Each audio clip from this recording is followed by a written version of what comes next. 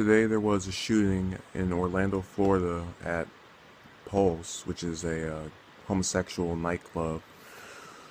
And currently at least 50 people are dead and 53 are being hospitalized. The shooter was identified as a 29-year-old man by the name of Omar Mir Siddiqui Mayton, who was an American resident that had Afghanistan descent. And this is now the deadliest mass shooting we've ever had, just in all of American history, as well as the largest act of terrorism since 9/11.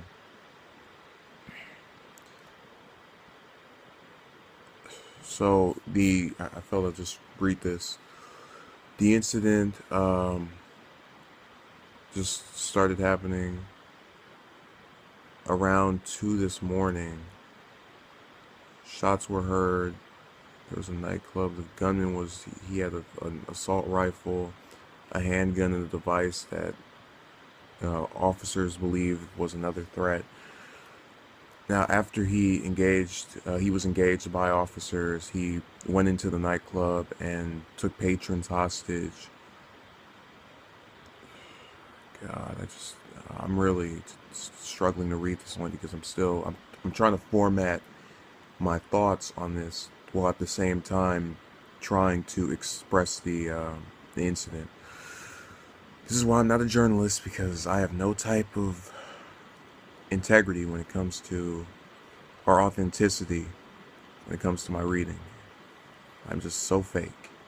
But about 3 hours later, a SWAT team entered the nightclub and they exchanged just fire with the perpetrator. 30 hostages were fled. An officer received a non-lethal shot to the head.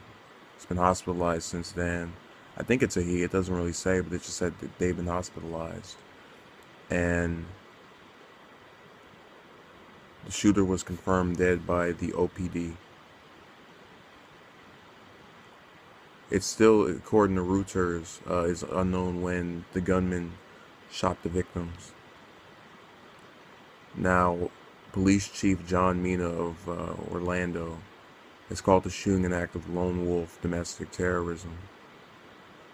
They're beginning their investigations into this, the usual after some major killing occurs or takes place, and it's always after. We can't stop it before it actually happens, but I guess that's just the way things are. So the last part of this, I feel the need to just kind of throw out there,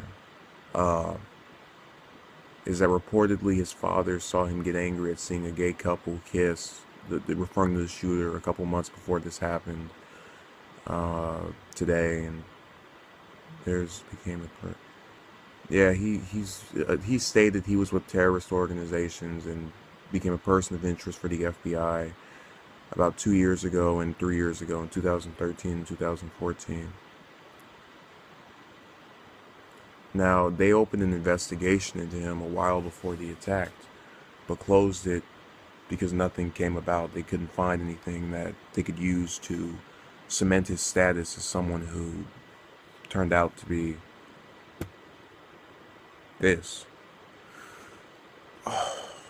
And lastly, Obama's basically directing the federal government to assist the investigation and support the community. Rick Scott put out a statement. He's the current governor of Florida.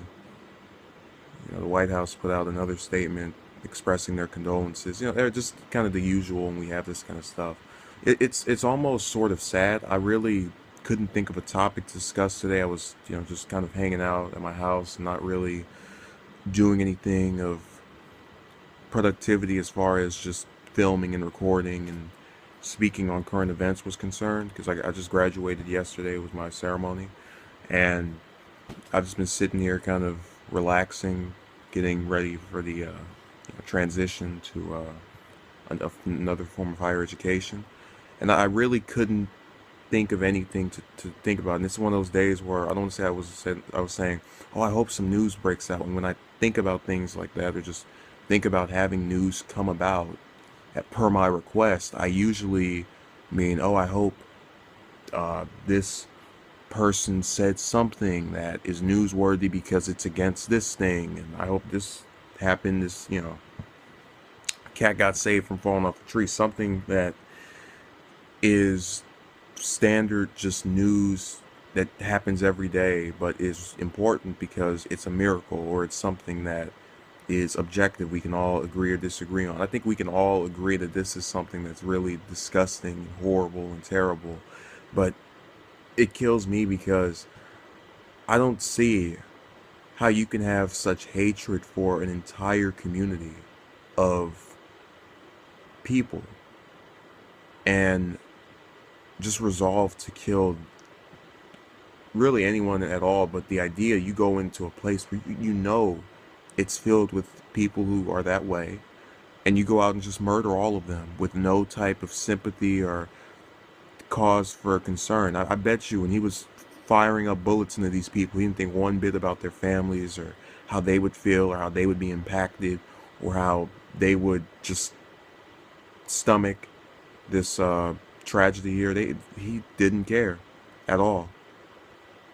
And that's exactly the problem with these shooters. They have no type of sympathy or empathy. They're the super predators, if one gets that reference that someone else said. I'm not going to try to get political on this because it's kind of a, non-partisan issue. But it really disgusts me.